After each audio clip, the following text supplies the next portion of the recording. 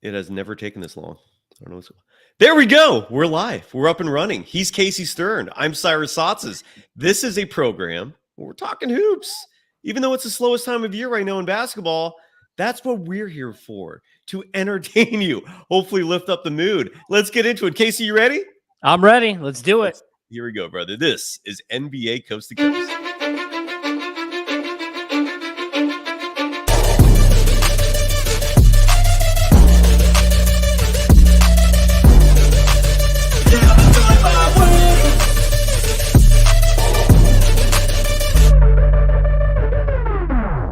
Oh, yeah. He is Casey Stern. You can follow him on Twitter. He's now on Instagram. Look at you, evolving in the social media landscape. I had an Instagram years ago. I turned it off for a multitude of reasons. And then when I created a new one, I have one for my show, Unfiltered. So it's at Unfiltered with Casey Stern. And I've got, you could be like my 8th follower if you jump on board now. So I'm not following you. I will follow you. I promise. Yeah. I don't. I put stuff up there. I don't pay too much attention to it. I should more than I do, but I'm working on it. Too much social media, too many kids, too much to do. Dude, I think social media, the whole thing is ridiculous, but we do it because it's part of our lives now. And you and I are old enough to remember when it didn't exist. You and I are old enough to remember when the internet didn't exist. I had a Commodore 64 way back when. I used to listen to get into the AOL chat rooms. I've done it all. Yeah. I had a beeper where, you tell somebody hello. What was it? 07734? Correct. 7s were L's. 3 was 143 is I love you, which I never made sense to me, but that's, I guess, what it was back then. Yeah, just to give people a window into what it was like in the 90s for teenagers and young adults. We learned how to literally write using pagers with upside down numbers. It was like a whole other language, and we knew it. Payphones, calling collect because you didn't have any change, hoping that your friend would just accept the phone call and that their mother or father wouldn't answer. Yeah, I mean, these are the old days. I don't even think there are payphones anymore. So we're old, which means if you want to go ahead and benefit us and make us feel younger, jump on board. Give us your comments and thoughts along the way. Of course, if you're listening to the podcast, wherever you might be, which you can get under the Unfiltered umbrella on my side, over on the Believe Network, Apple, Spotify, everywhere you get them. Hit up our YouTube channels. Let us know your thoughts. We'll talk to you about whatever you want, including what it was like to live with hypercolor T-shirts and wear Z Cavariccis in 1995. Dude, Z Cavariccis were they were the bee's knees, man. They had that white stripe right where the zipper would go. Oh, so yeah. And I was on Long Island. So, I mean, everybody was, I grew up in a town called Massapequa, which the nickname was Matza Pizza because everybody was Jewish or Italian. So we had all the Skids pants and Z Cavariccis and Keds without laces and all kinds of the craziest looking things you've ever. I mean, it was quite a time period. That's why I like to stick with sports jerseys because they fit. They're weird and awkward in any time. So it doesn't matter. It was fine. But the 90s were a wacky time for sure. And the starter jackets, one of my guests on Golden Days, Ryan Leong, has a whole collection of starter jackets. That was the fashion. That's how, and this is how it was a status symbol. Like if you couldn't afford the starter jackets, like me growing up, you were considered one of the poor kids in school. Well, they had like the replica ones always, which were ghetto. I used to go to like Modell's would always have like the replica. That was my spot. Shout out to Modell's on Long Island. We get the replica ones, but with the starters, with the zipper, with the big S and the star. I mean, those were the days, as they say in the All in the Family song that I'm not going to sing. And you and I are part of a generation. We're like at the tail end of Gen X. They call us Zennials, I think, because we literally are the only generation who grew up in the analog age, but then we also were forced to learn the digital age, and all this transition happened right when we were becoming college kids. And I remember the blinking green cursor on a big square monitor. Yes. I mean, that's with a mouse that like you could hear it clicking from like down the road because it was so cheaply and crappily made. It was like at the dollar store. I mean, I remember that like it was, and like you would sit there and like you put in like your CD-ROM and like you would watch. It was so crazy. You'd watch National Geographic on like zebras if somebody handed it to you because you were just like you mesmerized that this is what you could do long before the days of like virtual reality and PS5s and everything else. So now, Oh yeah. Here we Even are. before PS1s. I mean, Yeah. it's I was on the Price is Right ones back in I think 99, That's and a humble brag. I won a PlayStation 2. Oh, Which was a nice. huge deal back then. Yeah, it is a big, yeah. But real quick, Casey, before we Yeah. you and I both have to do as part of the Believe Network, we have sponsors, and I don't mean to say we have to like it's a chore. We love to do you, this. Bet Online. We love you. You help pay our bills, and we can't thank you enough. And Bet Online is your number one source for all your sports betting needs this season, whether it's baseball. I want to slide in real quick here. Speaking of baseball, for all the Golden Days audience members right now, if you love baseball as well, I don't touch the sport. I barely touch NFL. I barely touch anything that is not the Golden State Warriors.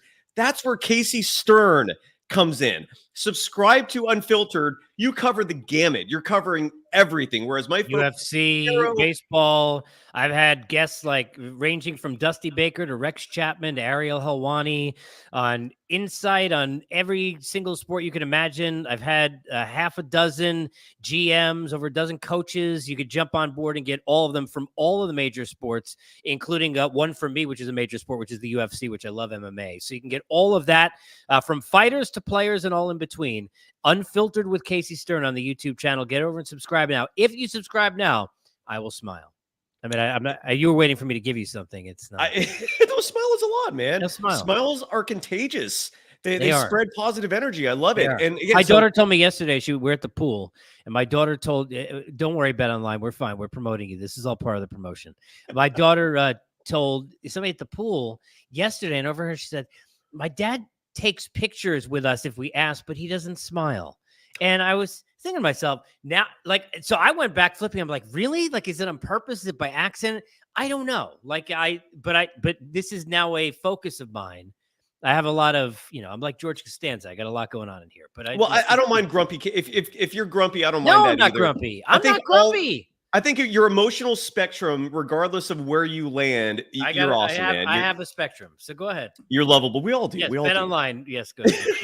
Well, my point was, again, and as the graphic below, if you're watching this on YouTube, says subscribe, hit that like button, and please spit on that thing. Hawk Tuah! How awesome, by the way, is it that became the cultural phenomenon of this summer? Hawk Tuah. Spit on that thing. It would be more interesting if my kids weren't in the next room within an earshot for me to discuss. Fair. But I can tell you, it is not part of the YouTube Kids profile that I allow on the Kindle.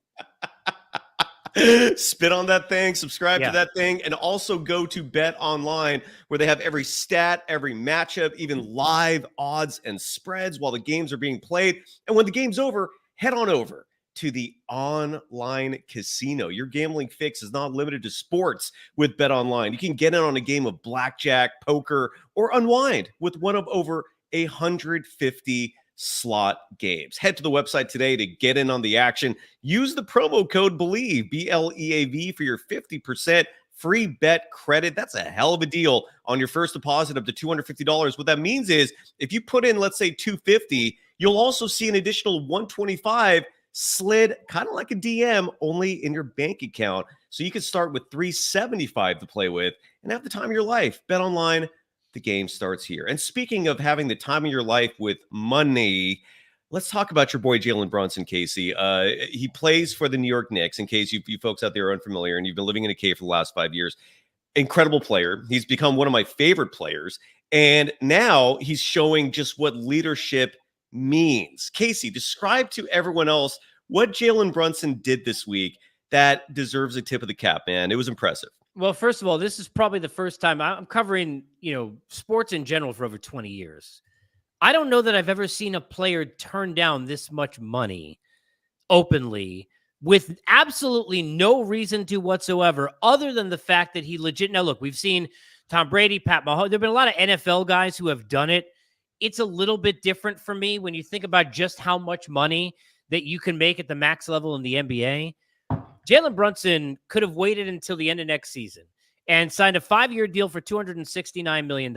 He instead signed one for $156. Now, if you're not good at math, as I just kind of taught you how to do the Bet Online credits, that's 113 and change. $113? No. $113,000? No. $113 million that he just turned down to then give space for the Knicks to keep their players and to keep this team together long term.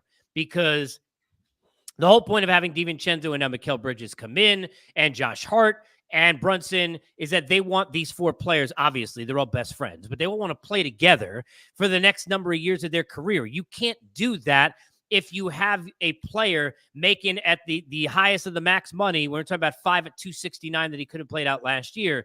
This is $113 million over the next handful of years that they will have to play with for other players that they would not have had available if not for Brunson. And the sole reason, I love it, he tweeted the Statue of Liberty after the deal came out, like nothing else. It was just like literally, it was just the emoji of the Statue of Liberty. Like, I love this dude.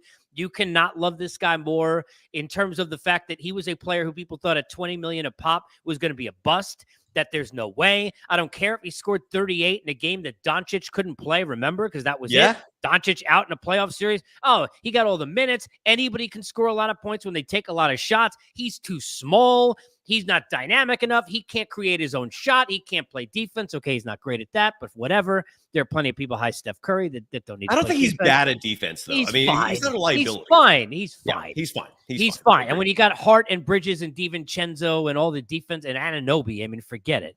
Knicks got enough defense. Yeah, a lot with Mitchell Robinson in the middle. I mean, their defense is good. So I was amazed by this, man, and blown away. And for a guy who could have used this as the screw you, everybody out there thought I couldn't get paid. Watch me go make a huge max deal at 5 for 269 next year. I'm a year away. Yeah, he sacrificed some major injury where all of a sudden he averages 6 points in a season this year and loses all the money, but that wasn't going to happen. He really just did the Knicks a favor, and I give him all the credit in the world. I'm sure he'll make it back over the years in sponsors. Being in New York City, they will find ways to grease the wheel off the court, if you will. But hell of a job by Brunson. And just to add to that, you know, the huge narrative, a massive talking point in the media this summer has been the news that LeBron James was willing to take a pay cut because he was going to make this huge sacrifice so the Lakers could bring free agents in. I don't, maybe he did. It was like a few million, but he did. Yeah, so it was a little bit, and who knows if it was strictly to help out, you know, to give the Lakers a nudge so they bring his son in. You know, we all know nepotism is rife in the NBA, and I'm starting to believe more and more so there's a correlation between all that nepotism and the incompetency in NBA front offices. The reason why I bring that up is because the Dallas Mavericks, I still cannot get over the fact that they completely screwed the pooch with Jalen Brunson. They had every opportunity to give him the money that the Knicks ended up paying, and they just said, no, we were going to lowball you and you're going to take it. And he was like, F you, man, I already got another option. I'm out of here. That was insane. So he passed up $100 million approximately. That's wild, $113 million. How much exactly? $113 million. So that, and this way, his Villanova crew, right? Mikal Bridges, they'll be able to. They'll have an extra $113 million to pay these players to be able to keep them beyond just this year and next year, so that they can stay there long term. I mean, like that is like, look, especially, and I say this again, if LeBron did it, look, I'd give anybody credit for doing it, but LeBron has enough money to go buy a team, right? I mean, and he will. LeBron does not need. To him, $113 million over 5 years is just his, Rich Paul saying yes to one other sponsorship deal that he doesn't want to go through and reading a commercial spot. I mean, it's nothing for him. But for Jalen Brunson, who was a guy whose dad was a fringe player, who never got to become a big player and play minutes, whose entire life and career always wanted to do was go out there and be able to kind of be the player that his dad couldn't, not against him, but is for him, right? In honor of him, to now go with his dad as a member of the coaching staff and do what he did with the Knicks and have a chance to go make, and he made a big payday. He's getting 4 for 156, but 1 year away from being with the big boys, being with a handful of players who have made that kind of money, being in that list of look at the players that make the highest amount of money in the NBA and saying, look what I've gotten to. And to say, screw all that I got all my Villanova boys in here with 2 national titles, and let's go in there and let's go win an NBA championship. You keep the money. I'll sign the deal now, and I'll show you I am here to stay. You show me that you'll spend this $113 million to keep my guys here. I mean, that's a hell of a spot from Jalen Brunson, who is difficult not to like. You must be so stoked. I want to read off real fast. And actually, before I do this, I'm gonna read off the Knicks depth chart currently because they are my team in the Eastern Conference I'm rooting for. I love the fact that it coincides with them being your team. First of all, Mark Graves in the chat, very important point here. Has anyone ever told you that you look like CM Punk? That's the second person, actually, it's the second person in the last 3 weeks. Nobody ever before that. Like no one has ever said that to me ever before, but in the last 3 weeks, that's the second person that told me I look like CM Punk. Incredible. Is that a compliment, by the way? Do you like it? The other person said I was a better version of CM Punk. Good. So this person right here is a failure, clearly. No, I'm just kidding. But it's the second time I've heard that. I'll take it. I mean, it's fine with me. Yeah, absolutely. Yeah, I think that's a good comparison. I'll take it. Especially if you're a bachelor. Is Kev F in the chat writes, and this is a good question because I'd love to hear your perspective as a Knicks fan on this. Is James Dolan, who for most of his tenure as owner of the Knicks has been considered one of the worst owners in sports, I think for very good reason. He has been a target of my criticism as well. But are you happy with him now? Well, I think the Leon Rose hire, right? And what that has turned into, and with Tom Thibodeau, those hires have gotten them here, right? It's not James Dolan because it is too much of garbage that has gone on with Jim Dolan to sit there and say he's a good owner.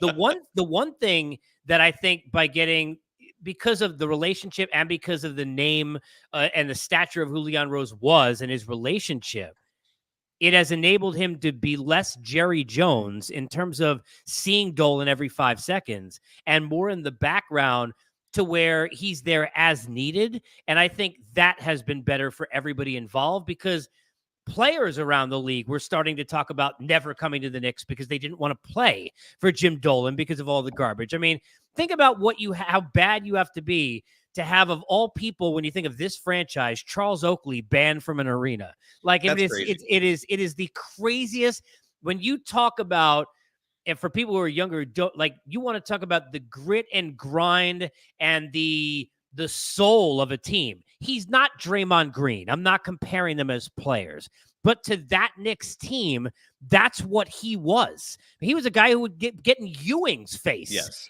I mean, that's Charles Oakley was the glue. He was the aura of that team. And to be that bad of a human or that ill-advised in terms of understanding anything, to get that guy in an argument with you that gets him kicked out and banned from the arena is the stupidest garbage, ever. So, especially like you think about John Starks and Stephon Marbury, anybody who watched the playoffs, you saw those guys were all in the front row, Latrell Sprewell. Not having Oakley, like Jim Dolan is still Jim Dolan, but I think he's put and delegated to the right people who actually know what they're doing, and that's been helpful. That's huge. And it's, I think if you're a Knicks fan and you could agree or disagree with me, I'll take your word, but I think this is a good thing for Dolan to take a step back, right? And because Charles Oakley, you're absolutely right, man. The guy is a legend as a basketball player. Besides his playing career, we know him as being Michael Jordan's bodyguard for a large number of years. They used to play together with the Bulls. When you were hosting Inside the NBA, and which is forever enviable from my position. I mean, that's a dream job, man. Congrats on just having that on your resume. I always find it fascinating, Charles Barkley, and you sat next to him, you know him better than most, I imagine. Well, what is the relationship between Chuck and Oakley? I feel like Charles Oakley is the one guy that Barkley doesn't kind of, poke that much. There's a level of respect there. What's your perspective on that? Well, I don't know about his relationship. Nobody really wants to poke with Oakley because he's crazy. So, I mean, again, you talk about being Michael Jordan's bodyguard. He's one of the guys who Jordan respects more than anybody, which certainly carries a lot of weight with Charles, or at least did. But yeah, I always say this, Chuck and Shaq the same way. I mean, I've worked with and had the pleasure over 20 plus years working with a lot of athletes and their stature of those two guys at the highest of high level in terms of what they've done in their careers, the amount of money that they have, that they treat people as well as anybody else. I mean, there's no special treatment for people at that stature versus others. They treat people in the control room, people on the staff, A to Z, all the way the same way. I mean, Charles couldn't have been kinder to work with. So I've got nothing but praise for both of those guys. I'll tell you a quick Shaq story. Please. So they do this Nito stat of the night at the end of Inside the NBA. Sponsored by nobody. Yeah. So I had to, when I did Inside during the 3 or 4 years that I basically took it's maybe like 10 shows a year that EJ wasn't there. I remember seeing you a lot, dude. Yeah, you were filling in for Ernie Johnson just to add some perspective. Yeah, every time he was out, I would fill in for about 3-4 years. So when I would go in there, they would have the stat of the night. And one year, I don't even remember what we were doing. It's like mini golfing or something stupid that was inside the set. And Shaq made a side bet with me for $20. And I lost. I don't even remember, to be honest with you, what it was. Some stupid. I remember that segment. As crazy as that sounds. Continue on. When we went to break to close the show, he come back and wrap the show. I took out $20, and he says to me, I can't do a Shaq impression, but he says to me, on point, no thoughts. The Bank of Shaqovia doesn't need your funds. Was there another show where he also carried you or picked you up or something like that? Oh yeah, we wrestled in the back. He carried me. He massaged my shoulder during one bit that we did. We had we had all kinds of stuff. But he was a great dude. Great dude. What are your thoughts before we move on, man? I just thought of this now. Inside the NBA, I mean, it's not official yet because as weird as it sounds, Turner is still negotiating. Apparently, they still have a slim shot of being somewhat involved, but all indications are, at least from what Charles Barkley has said, he's hinted at retiring after this next year because Turner's going to lose out on the rights deals with the NBA. I'm really not happy about this news if this ends up being a reality. But what are your thoughts on the very likely possibility that Turner, parent company of TNT, who owns Inside the NBA, that it's going to be over after this next year, that one of the greatest shows on TV, in my opinion, is going to be gone, all because of, again, incompetency, which is one of my peeves in life. What are your thoughts on that, man? Well, I'll just say this. It's the greatest studio show for sports that has ever been created. And that includes any machination of Inside the NFL to any of your halftime shows to wherever you want. And, I've had the luxury of being able to do a lot of TV in my day. There is nothing harder, and I don't think people really understand this. There's nothing harder than building chemistry when you're on a set, especially if you're on a set that's got 4 people. Yeah. It is really, really difficult. When you're on radio, which I did for 20 years, and I used to have a show 4 hours a day. When you're doing that in an afternoon drive, you could say or do whatever you want. You could have a 25-minute monologue that makes no sense, and nobody cares. There's still enough time for the rest of the show. When you've got total running times where you've only got a few minutes at a time, it is so difficult. And one of the reasons is most shows pack in too many things. Oh, yeah. They got too many highlights. They get too many interviews. They get too many, let me show you this graphic we just made. And, let's waste 4 minutes on a segment. And I've hosted shows like that, right? This show allows space. I always say it's like the Vin Scully of studio shows. The great thing about Vin Scully is the greatest broadcaster, play-by-play guy for me in any sport that's ever lived. And he's done a bunch of them, not just baseball. But he understood letting it breathe more than anybody else. He allowed the sounds of the sports that he covered to make those moments, because that is what makes those moments, not our voices, because no one cares. Yeah, you say something after the Masters at your gym dance or whatever, right? Or Al Michaels, you get blessed enough to say, do you believe in miracles? Yes. But in most cases, it's those sounds. Inside the NBA, the way that show is created, they allow 4 minutes of Chuck and Shaq going back and forth. And there's a famous, I happen to be there one of the days, it's got one of their most viral moments that's ever happened between the two of them, which you can go find on YouTube anywhere. It's like a tennis match with me and Kenny where they were going back and forth. It was when I happened to be hosting the day that Shaq got on Chuck about not winning championships, and they almost seemed like they were going to fight, which people have seen that clip a million times, but I was hosting that day. No other show would have let that go on that way. No other show would have had time in a segment to do that. No other show. I don't know how many segments we blew off, sponsors that we blew off. Like it didn't matter because they understood this is television. Like we're right now, you're creating, and you got to understand that on a set, and nobody's better at that than Ernie. And you got to understand that if you're producing it, and Tim Kiley will give a shout out, who was, it is not anymore, he's retired, but he was for most of Inside the NBA, the creator, the producer, and the mastermind behind all of that. He's won I don't even know how many Emmys. And he was my executive producer when for all the baseball seasons I did over there as well. He's a terrific guy, but they allow it to breathe, and no shows do that. Like go watch the Home Run Derby tonight or somewhere. Go watch any of these studio shows, and everything is 40 seconds to this guy, 30 seconds to that guy, 20 seconds to that guy. Inside the NBA does not do that. It's what's made it as good a show that it is. Sorry to go so in depth, but that's why it's so great. Don't apologize for that, please. And that's a huge reason I believe and subscribe to that philosophy in terms of a good broadcast is letting things be organic. Do not put limits on segments. Do not let a clock dictate how your show could go. So Casey, at least not for me, or just dude, if you're rolling, roll, man. Don't ever stop for that reason. I value you. I value every word that comes out of your mouth.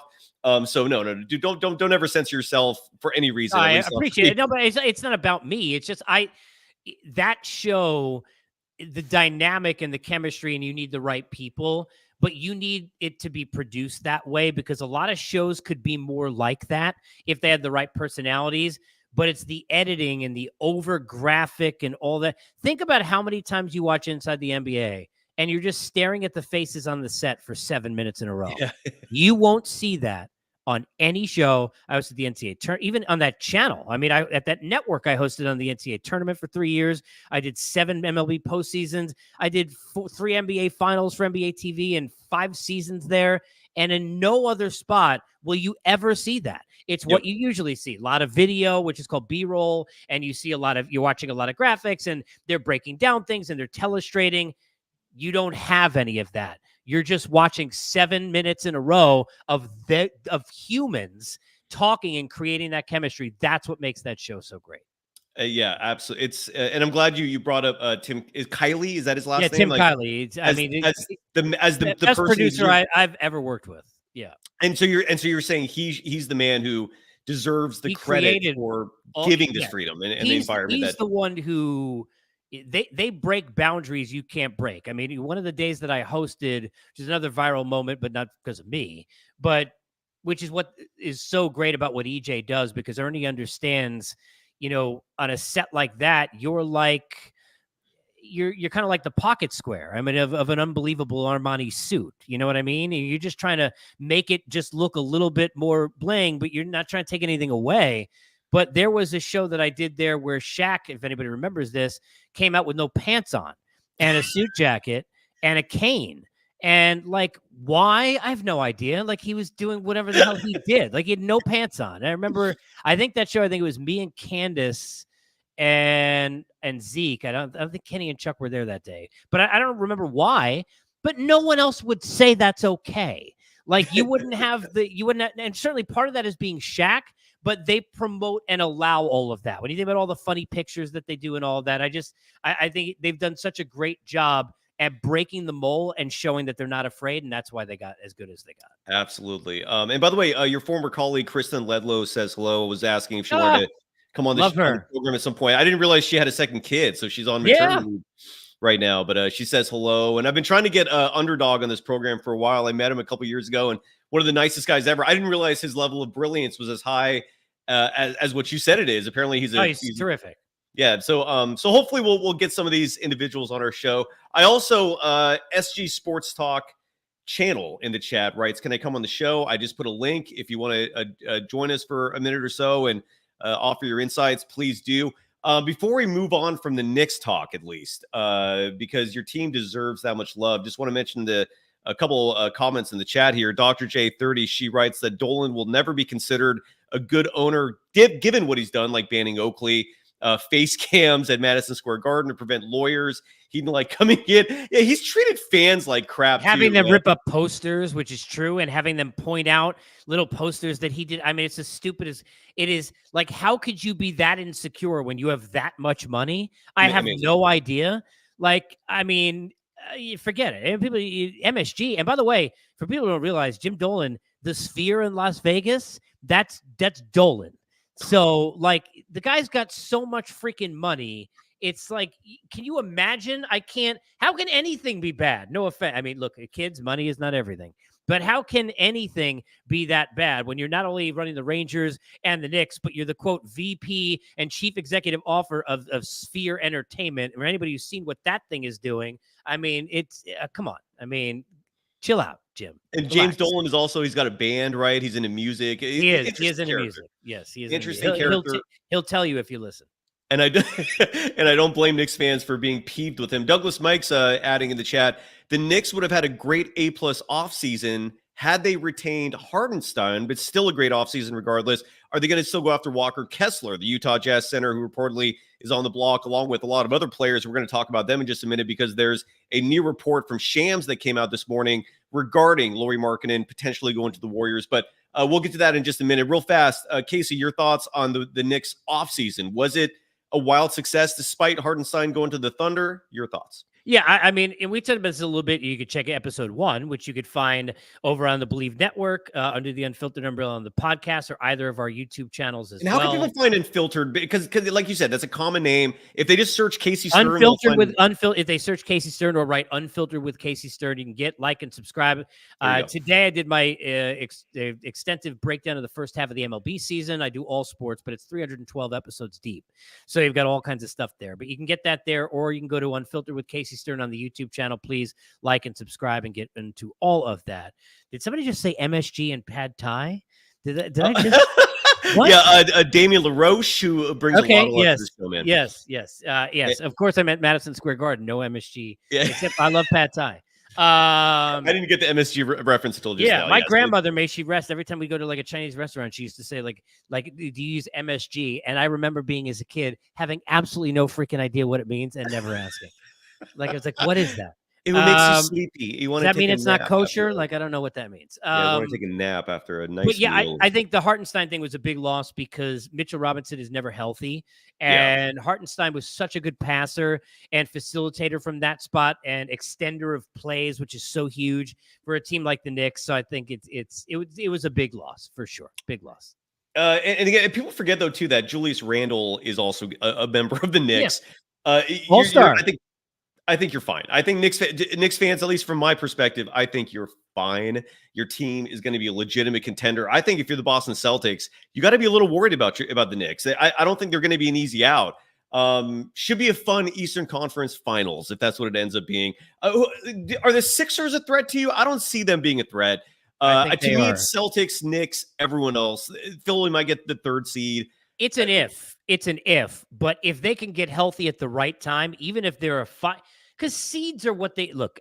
Okay. You want to avoid Boston and not be in a spot. You have to play them in a second round, things of that nature. Fine. But you have to play them anyway, right?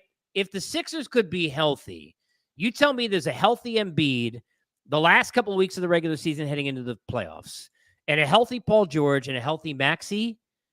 That's dangerous when you're shortening rotations and you get into the playoffs. I'm sorry. Those 3 players together are going to be a nightmare. When you think about the pick and roll and all they're going to be able to do offensively, there's going to be a lot of one-on-one for guys who should never be without a double team.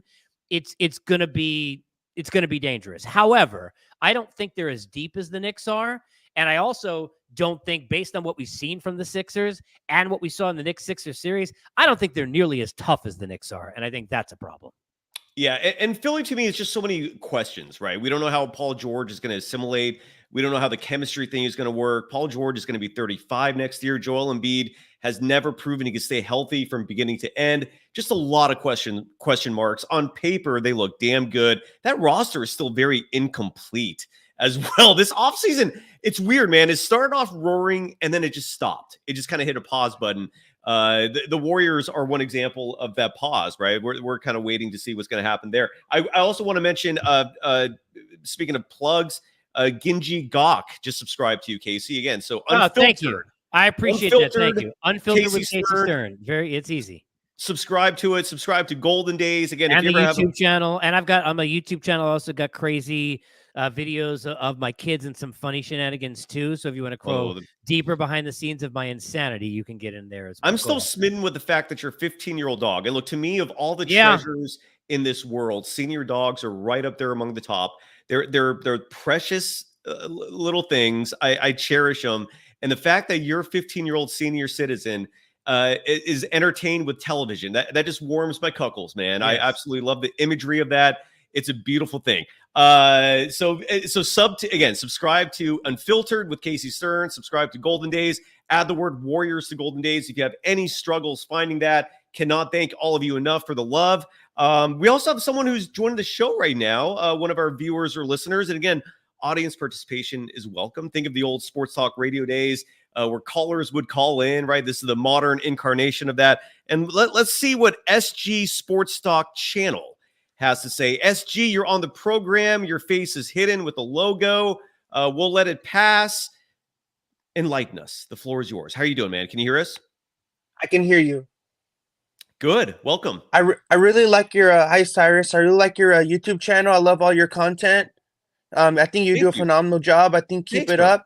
Thank you. I love you. I know you know a lot about the Warriors. You covered them a lot. And what about Casey? You're not going to give Casey any love? That's all right. How are you doing, Casey? I really do you have a YouTube channel? No, I'll subscribe to your I'll give you a sub. Please do. It's at Unfiltered with Casey Stern.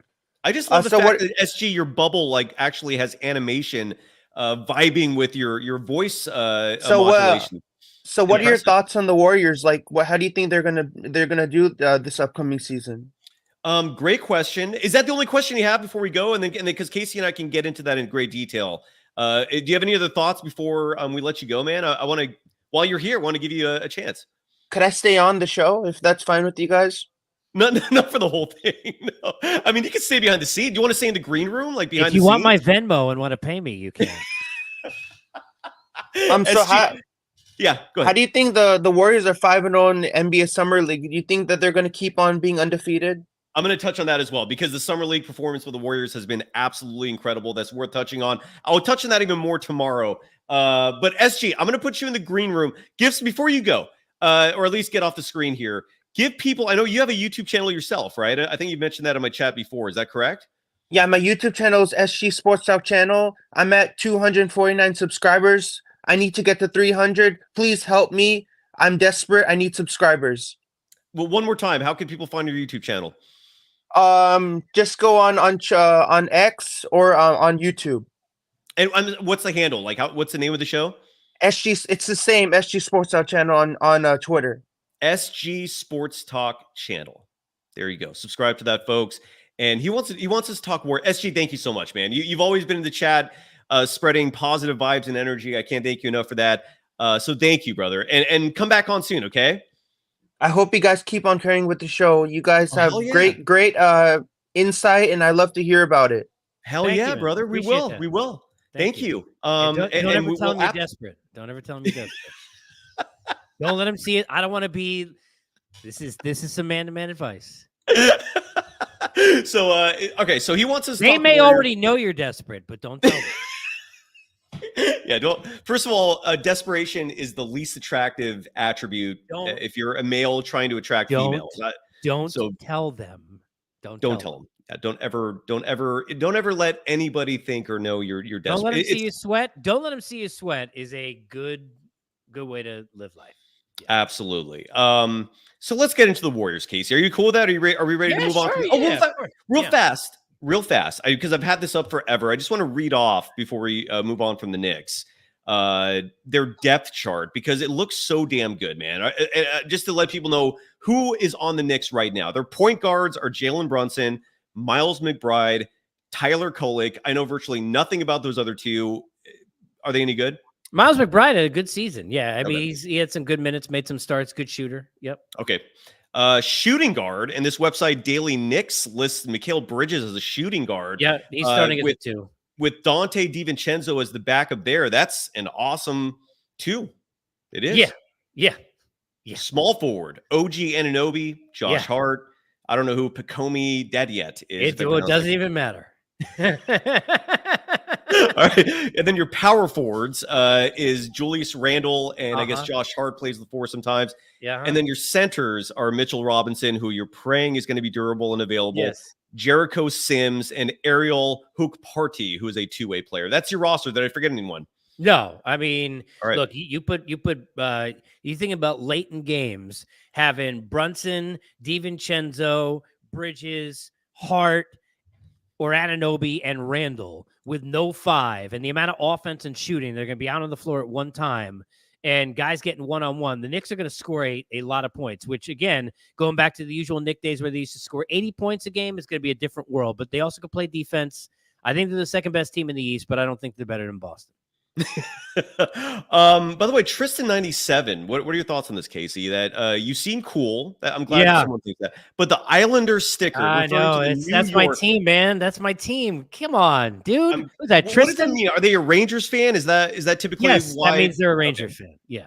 There you go. Okay. Usually, usually, or they just hate Long Island, or both. I don't know. But why would you hate Long Island, man? I don't know. But I'm a diehard Islander fan. They're my favorite team in any sport. Yeah. Even in more than the Knicks, more than the Mets, who are certainly up there. That under the Islanders is an 86 plaque for them. So, all right, let's talk. Oh, look at this, man. Now, when you pay to have your comment, we're going to give you undivided attention. Super chats. Damian LaRoche, thank you for the donation. Says Coast to Coast is the best news. Oh my God, you're paying money to give us love like this, dude. Add something else so I can at least repay the favor. Thank you. Yeah, Coast to Coast, man. Look at the love. I don't know how to respond. That's I nice. never know how to respond to the compliment. I mean, thank you. I would respond with thank you. Yeah. Yeah, man. You're gonna make me cry, dude. Let's not go there. Okay, I'm not gonna cry over it, but thank you. I'm thankful. I get a little bit clamped when I get the good compliments. I always think of that Mike Myers sketch for Saturday. Like, oh yeah, talk amongst yourselves. Yes. Yes. Anyway, horrible impression. I get it, but thank you so much, Damien. That means the world, man.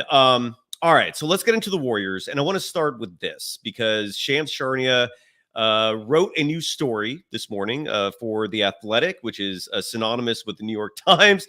And so I'm going to share the screen so I can read verbatim what the paragraph specifically in his article focusing on the Warriors.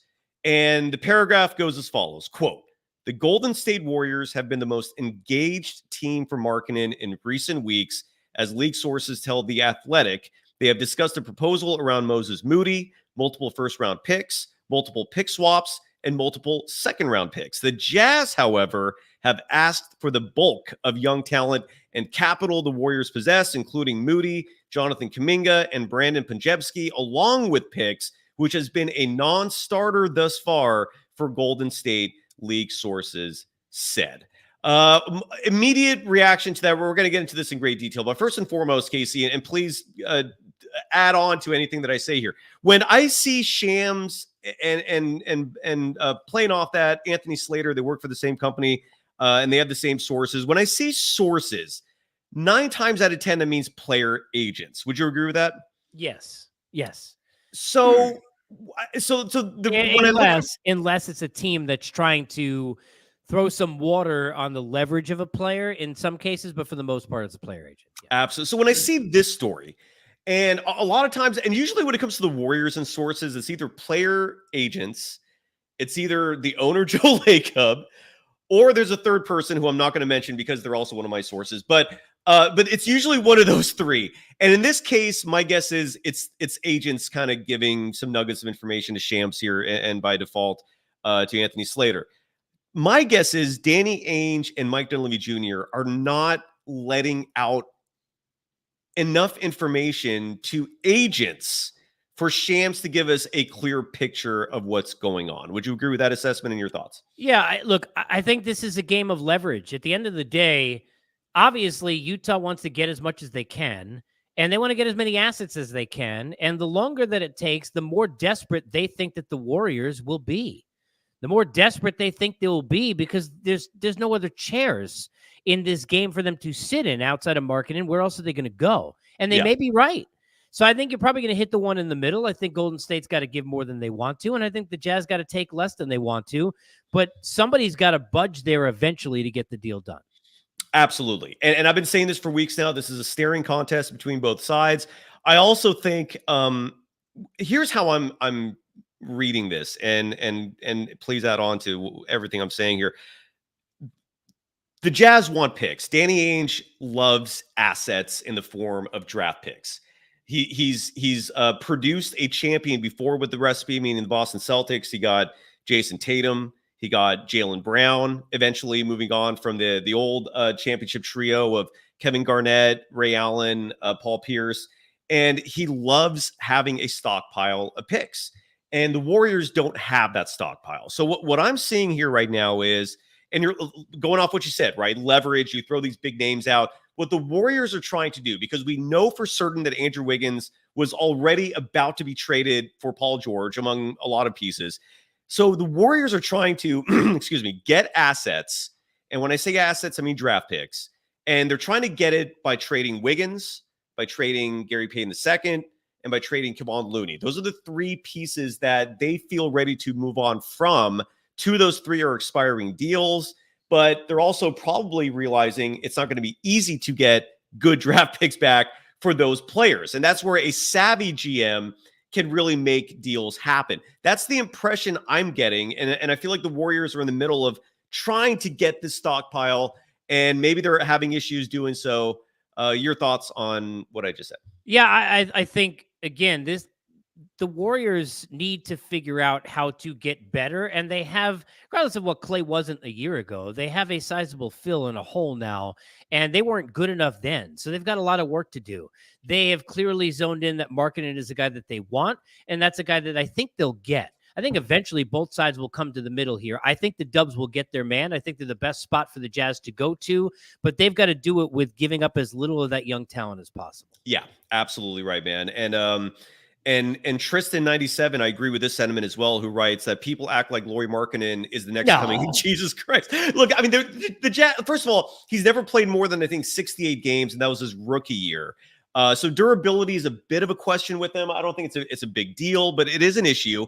And he's turning 28, which, as I mentioned last week, in Danny Ainge years is the equivalent of Leonardo DiCaprio's girlfriend turning 25.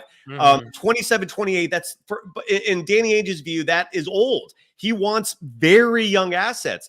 Your thoughts, man, on what I just said so far? I totally agree. I think they've got to, the Jazz need young players. Yeah. So if you're not willing to give up any youth, you're not going to get a deal done. That's it.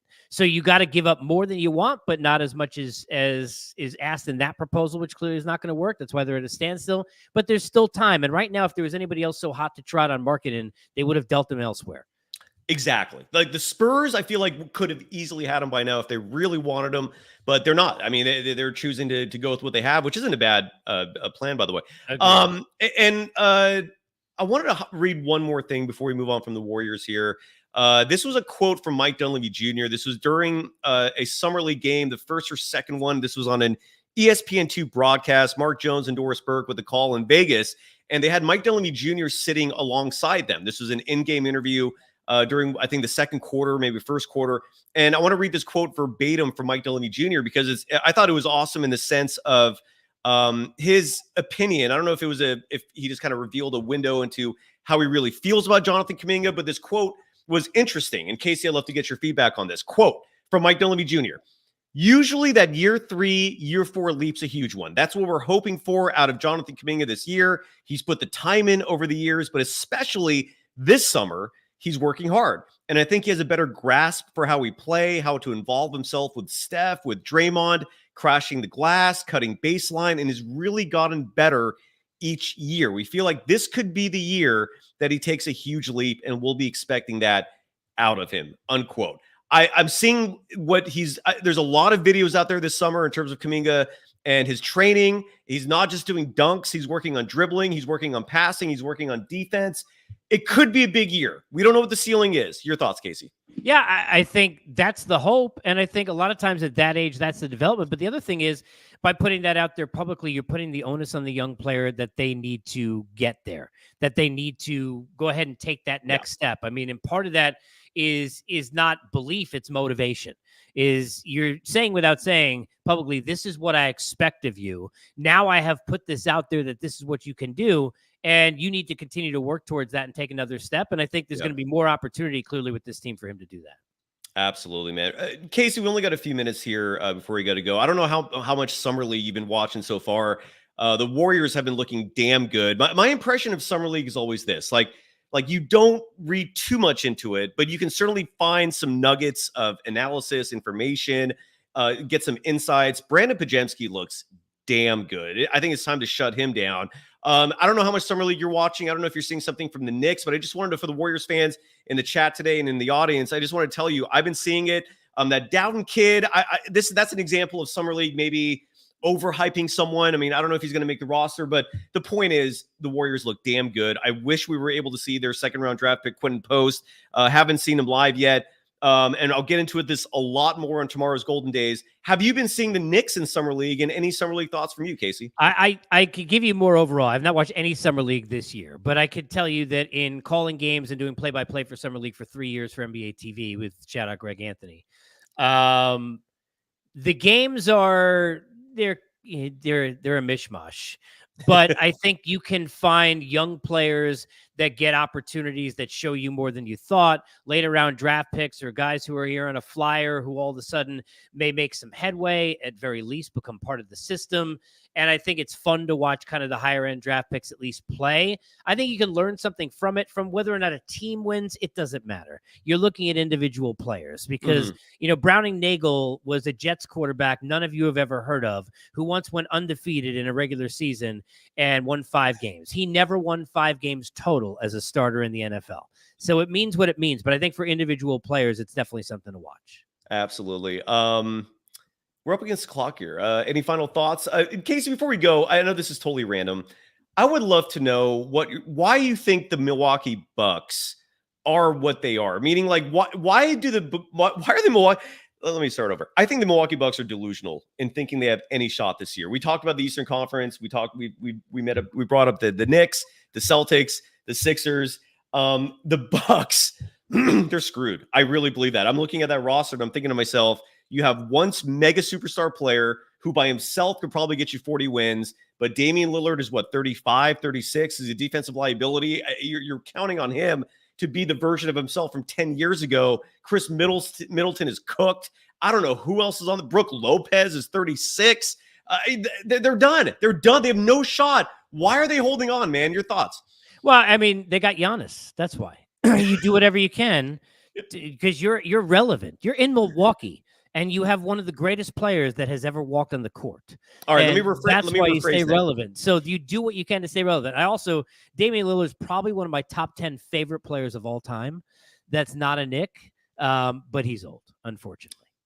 You're absolutely right about the Bucks. And I do need to run because I literally am. I'm hopping from this right to pregame for home run derby spot for All-Star in 3 minutes. So okay. We'll let you go. I was going to ask you you're absolutely right about the Bucks. Why is Giannis staying there? That's I guess maybe that's a better question. Sometimes it's better to be a big fish in a small pond than to just be another fish under a lot of pressure in a big one. That's fair. I'm going to leave Unfiltered with Casey Stern on YouTube channel. Please go ahead and subscribe. Go there right now. We've got all kinds of different sports and all kinds of fun. Reach out to me. Give me a comment. Let me know you're a new subscriber, and we'll chat. Unfiltered with Casey Stern on YouTube channel, and you can get me everywhere you get your podcasts as well. Absolutely, man. And Damien LaRoche, thank you again for the donation, for the love. Real fast, Douglas Mike's asking about Lindy Waters. I will touch on that tomorrow. Casey, listen to the name of this show. The OKC Thunders show that covers the team on Believe. They're called Topic Thunder. That is such an awesome name. I love that. Phenomenal name. So I'm going to have one of their hosts come on tomorrow to give us some insights into Lindy Waters in terms of just who he is, man. We want to get some insights from him. So I'm going to bring on Dylan, who hosts that program. Again, subscribe to Unfiltered. Add Casey Stern's name to it so you find the show. And we're done, right? Is that it? We out? That's all I got. I got to run. Right. And that's all I got too, man. Thank you, everyone, for all the love. SG Sports Talk, thanks for coming on. Yes, join me tomorrow. We'll bring you on. Casey, you got to run. Bye-bye, everyone. Thank you, brother. Love you. Love everyone. Bye.